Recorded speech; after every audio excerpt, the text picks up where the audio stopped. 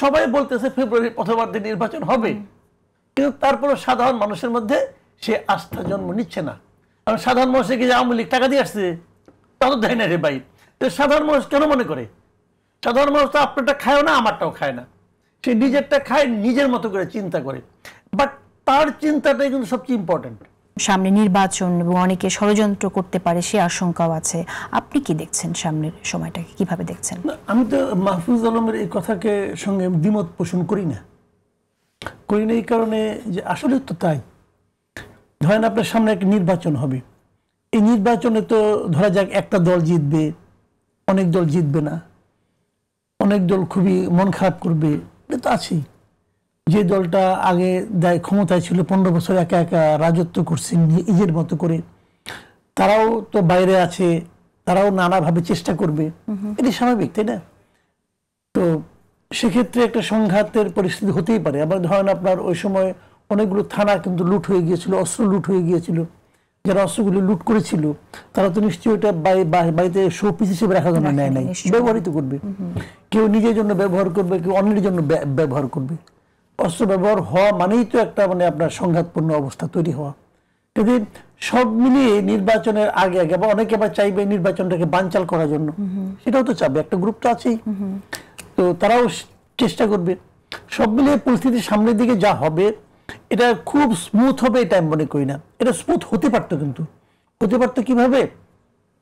ধরেন যারা নির্বাচনে অংশ নেবে, যারা নেওয়ার মতো অবস্থা আছে আর কি, তারা সবাই যদি ঐক্যবদ্ধ থাকতো যে আমার ফল যাই হোক না কেন আমরা ঐক্যবদ্ধভাবে আমরা একটা নির্বাচন অনুষ্ঠান করি, যদি তাদের মধ্যে এই ধরনের মনোভাবটা থাকতো তাহলে কিন্তু এটা অনেক কম হতো।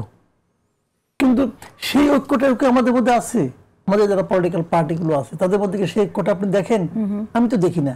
এখনই কিন্তু অভিযোগ পাল্টা অভিযোগ চলছে, একদল এবং এখনো অনেকের মধ্যে শঙ্কা আছে নির্বাচন কি আদৌ হবে কিনা ফেব্রুয়ারিতে। এই সংখ্যাটা আজকেই তো আমি দেখলাম, আমাদের এখানে অনুষ্ঠান শুরু হওয়ার আগেই বলতেছে আমাদের আলাপ হচ্ছিল, কিন্তু এটা তো আলাপের বিষয় হওয়ার কথা ছিল না। আপনি দেখেন 5ই আগস্ট প্রধান উপদেষ্টা একটা ভাষণ দিলেন, দিয়ে উনি বললেন ফেব্রুয়ারির প্রথমার্ধে নির্বাচন হবে, বলছেন তো। বলার পরের দিনই ওনার অফিস থেকে চিঠি গেছে ইলেকশন কমিশনের কাছে যে ফেব্রুয়ারি প্রথম সপ্তাহে প্রথমার্ধে ইলেকশন হবে, আপনার প্রিপারেশন নেন। তাদের যে প্রিপারেশন যে গতিতে চলছে এটাকে আপনি বলতে পারবেন না যে তারা প্রিপারেশন নিচ্ছে না, এটাই স্বাভাবিক, এভাবেই হয়, সবসময় নির্বাচন এই গতিতে হয়। ওনারা বলেও দিয়েছেন ডিসেম্বরে ওনারা তফসিল ঘোষণা করবেন, এভাবেই হয়। এখানে কিন্তু কোনো ধরনের ব্যত্যয় ঘটেছে আমি মনে করি না। এটা নিয়ে অনেকের আক্ষেপ আছে যে এই তফসিল ঘোষণা কেন নভেম্বরে করা হলো না, কেন করবে? 2 মাস আগে তো করে, সাধারণত 60 দিন আগে করে, কিন্তু এত আগে করার দরকারটা কি? তো সবই কিন্তু স্বাভাবিক নিয়মে আছে। তারপরেও মানুষের মধ্যে একটা আতঙ্ক, একটা আশঙ্কা আছে। এর কারণটা আমি বলি, কারণটা কি? এই কারণটা হলো কি জানেন? যে এই সরকার, যে সরকারটা এখানে আমাদের দেশে এখন এই মুহূর্তে আছেন, ওনাদের নানা ধরনের কর্মকাণ্ড, কথাবার্তা, আচার আচরণের মাধ্যমে ওনারা নিজেদের এমন একটা ইমেজ তৈরি করতে পেরেছেন যে ইমেজটার কারণে তাদের কথাবার্তার ব্যাপারে জনগণের মনে এই ধরনের একটা সংশয় কাজ করে। আমি মনে করি এই সরকার একটা অর্জন করেছেন, আর্ন করেছেন, যে আমরা কথা বলবো, আমাদের কথা জনগণ বিশ্বাস করবে না। এখন সরকার এটা কেন আর্ন করেছেন, কিভাবে বুঝা নাকি না বুঝা, এটা তাদের ব্যাপার। বাট দিস ইজ রিয়েলিটি, একদম নিরেট, এটা বাস্তব সত্য। কেউ কিন্তু বলে নাই, একটা দল বলে নাই এই পর্যন্ত নির্বাচন ফেব্রুয়ারিতে হবে না। কেউ বলছে? বলে নাই। সরকার বলছে? বলে নাই।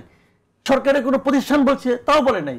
সবাই বলতেছে ফেব্রুয়ারির প্রথমার্ধে নির্বাচন হবে, কিন্তু তারপরে সাধারণ মানুষের মধ্যে সে আস্থা জন্ম নিচ্ছে না। কারণ সাধারণ মানুষকে কি আওয়ামী লীগ টাকা দিয়ে আসছে? তা তো দেয় না রে ভাই। সাধারণ মানুষ কেন মনে করে?